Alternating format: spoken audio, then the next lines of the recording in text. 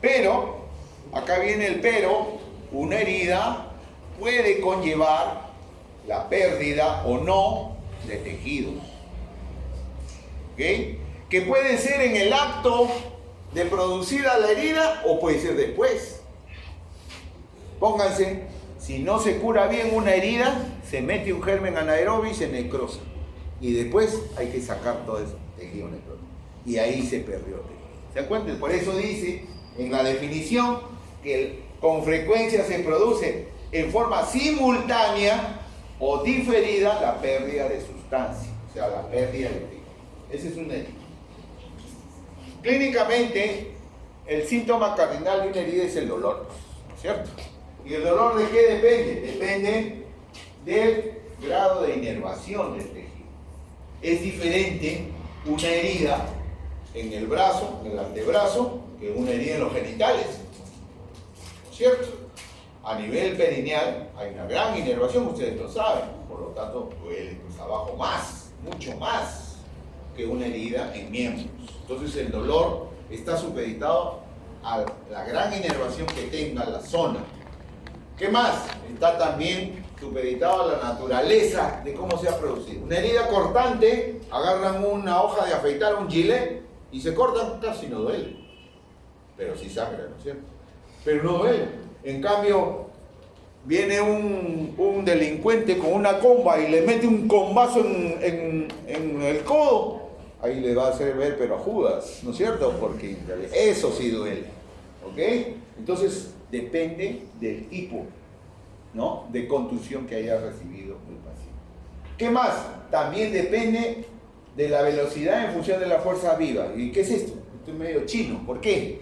Porque si a uno le disparan con un proyectil de arma de fuego, es importante ver la lesión que ha producido, con orificio de entrada y orificio de salida. ¿Okay? Por eso dice que depende la clínica de las heridas que han producido los proyectiles. O sea, los proyectiles generalmente entran y salen, otros no salen, ¿no? Pero si entran y salen, hay que definir cuál es el orificio de entrada, cuál es el orificio de salida, para yo tener una idea de las lesiones que ha producido ahí. ¿Okay? Y ahora vamos a ver después cuáles son sus características. Y finalmente, del estado psíquico de la persona, ¿no? Hay obviamente personas que tienen un umbral muy alto del dolor, ¿no? Ven una agujita, se pinchan con la aguja, están gritando, están muertos, están en el suelo, ¿no? Pero hay otras personas que no, casi ni sienten, ¿no? Un umbral muy bajo del dolor. Entonces, dependiendo, ¿no?, entonces de la persona. Entonces, ¿qué más tenemos que evaluar clínicamente en una herida? En una herida tenemos que ver la solución de continuidad. Ahí está, ¿no? Y en la solución de continuidad, ¿qué vemos? Cuán separados están los bordes de la herida.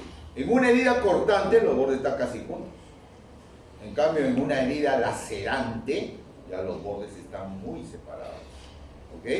Entonces, ¿para qué? ¿Para qué tenemos que evaluar la separación de los bordes? Para poder darle el tratamiento más adecuado. Si yo veo que los bordes están acá separados, yo no voy a hacer puntos de acá a acá, así a la fuerza, ¿no es cierto? Estoy exagerando. Entonces, ¿qué tengo que hacer? Un implante, pues, un injerto, pues, un colgajo. Eso es otro tipo de tratamiento. Por eso, esta evaluación es importante. ¿Qué más? Hay que ver la profundidad del herida. En Casimiro, a cada rato nos llegan accidentes laborales, carpinteros, herreros, ¿no?, mecánicos. Agarran una moladora, le llaman moladora a ese aparato, ¿conocen la moladora? Que corta la madera y se llevan los dedos, pues. Se llevan dedos, brazos, todo, ¿no? Entonces vemos, pues, al examinar la herida, vemos el compromiso de la profundidad. Vemos si ha comprometido tendón, músculos, etc. Entonces, si hay compromiso de plano profundo, nervios, vasos, etc., entonces ya tenemos que recurrir a un tratamiento integral. O sea, no lo manejo solamente el cirujano, sino lo maneja también el traumatólogo, o lo maneja el neurocirujano, o lo maneja el vascular, el cirujano vascular. Entonces el manejo puede ser multidisciplinario. ¿Okay? Eso depende de la evaluación que haga el cirujano, porque también, y los que están yendo al hospital se dan cuenta, ¿quién evalúa primero el paciente de tópico? ¿Quién evalúa primero? El interno, pues, ¿no es cierto? El internito está ahí. Y hay un internito que, ¿cómo se llama? Está trasnochado, está con sueño, y empieza a coserlo, ¿no es cierto? Y no se da cuenta que hay compromiso de tendón, de músculo, de vasos, ¿no? Ha pasado. Y después el paciente llega con el dedo negro, necrosado. ¿Qué pasó? Entonces hay que ubicar ahí al cirujano. ¿Quién es el cirujano responsable? Ya. El doctor Inostroza. Ya.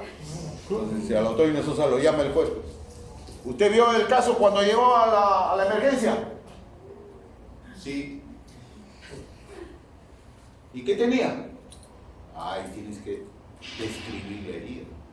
El juez mira la historia clínica.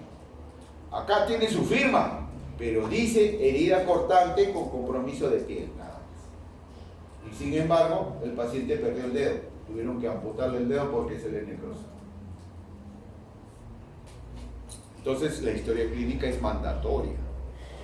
El juez no sabe de medicina, no sabe nada. Él lee la historia. Acá dice, y acá está tu firma. Acá está tu firma.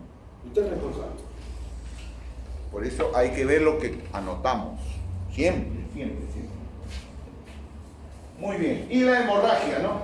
El grado de sangrado es importante para poder hacer la hemostasia respectiva. La clasificación de las heridas, hay muchas clasificaciones.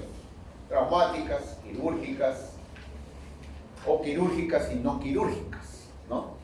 Este cuadrito presenta, de acuerdo al tiempo de evolución, la agudeza o la cronicidad de las heridas.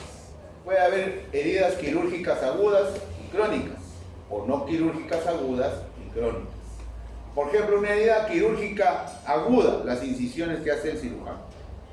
¿Okay? La paramediana, la mediana, la transversa, etc. Crónicas, quirúrgicas, heridas que han sufrido ISOs, o sea, infección del sitio operatorio. Y se han abierto, dehiscentes. Esa es una herida crónica, que ha granulado, pero a posteriori todavía. No quirúrgicas, igualmente, por ejemplo, acá están las quemaduras, esto vemos bastante quemaduras. ¿Ya? O crónicas, ahí están las UPPs. Úlcera por presión, llamada comúnmente SCAR. Entonces, esas son las crónicas. ¿Okay? También es importante ver la profundidad de la herida, como ya les he dicho, que se cataloga como herida superficial cuando ha comprometido solamente la epidermis y la dermis, herida profunda o de grosor parcial cuando ya ha comprometido plano más profundo, como el caso de las úlceras por presión grado 2, y de grosor total cuando ya prácticamente están en el hueso, están en el tejido óseo. Acá tienen de grosor parcial, miren, unas imágenes de heridas de grosor parcial, las quemaduras, las escoriaciones, no son heridas de grosor parcial. Estas son de grosor total, miren, las UPPs, las escaras, ¿no? Las heridas dehiscentes, es una herida quirúrgica dehiscente, son de grosor total. También tenemos la clasificación ISO, pero exclusivamente para heridas quirúrgicas, siendo claro, ¿eh? ISO no va para otro tipo de heridas, solo quirúrgicas. Hay ISO superficial, ISO profundo e ISO órgano-espacio. Entonces, las superficiales, como ven, solamente piel y celular subcutáneo, la profunda, fascia o aponeurosis, y la más profunda, o sea, la órgano-espacio, ya llega a cavidad, atraviesa el peritoneo. También podemos clasificar a las heridas de acuerdo al mecanismo de producción, al grado de contaminación, a la pérdida de tejido y otros. Al mecanismo de producción, como ya habíamos mencionado, heridas incisas o cortantes, se les llama así. Producida por objetos cortantes, punzocortantes. Heridas contusas, heridas que tienen las dos cosas a la vez, o sea, cortan y contunden, ¿no? Contuso cortante. o heridas perforantes como en el caso de los proyectiles. ¿Está claro? Estas son heridas cortantes, no son contusas. ¿Ya? Cortantes. Ahora miren las contusas. Ahí esa es una contusa. Lo que les dije, lo agarran a bombazos al hombre y eso ya le produce un hematoma gigante en el músculo. ¿No? Esa es una herida contusa. Estas son contuso-cortantes, ¿no? Por ejemplo, las heridas de cuero cabelludo son contuso-cortantes porque se hacen con brusquedad, con violencia. Generalmente son agresiones. O son caídas, pues. Hay viejitos pues, que se caen de las escaleras, ¿no? Se contunden el cráneo y se cortan. Herida contuso-cortante. O las perforantes que vemos arriba, ¿no? Otra perforante, que ya entra cavidad orbitaria. Esas son más graves todavía. También por el grado de contaminación la clasificamos como herida limpia, contaminada y sucia.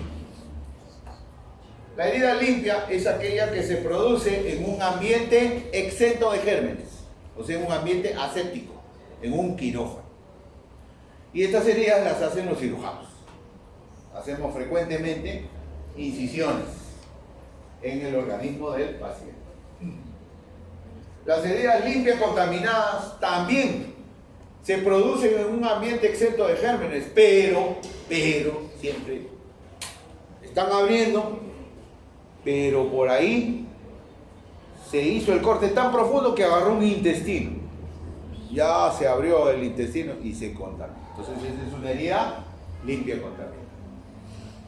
O cuando han estado explorando la vía biliar, las piedras se cayeron a la cavidad, ya, con bilis y todo, ya, herida limpia contaminada. ¿Ok? O cuando estuvieron abriendo el uréter para sacar la piedra, se cayó la piedra también a la pelvis, ya, herida limpia contaminada. ¿Ok? Esas son limpias contaminadas. Heridas contaminadas son aquellas producidas en forma imprevista. No necesariamente en un ambiente aséptico, puede ser en cualquier parte. Ahorita en el aula de clase se puede producir una herida contaminada, ¿no? Es una herida imprevista. Por ejemplo, por ahí hay una aguja que la han dejado sus compañeros ahí en el asiento y se sientan, ya, se produjo una herida contaminada. ¿Ok? Entonces, imprevista. ¿Ok? Y una herida finalmente sucia o infectada ya es una herida que tiene días, porque hay signos de inflamación. Acá ya tiene horas de evolución. Hay fibrosis, hay fibrina, etcétera, etcétera. Hay secreciones inclusive, purulentas o no purulentas, que circundan la herida. Es una herida sucia. Acá tienen las heridas limpias contaminadas, las heridas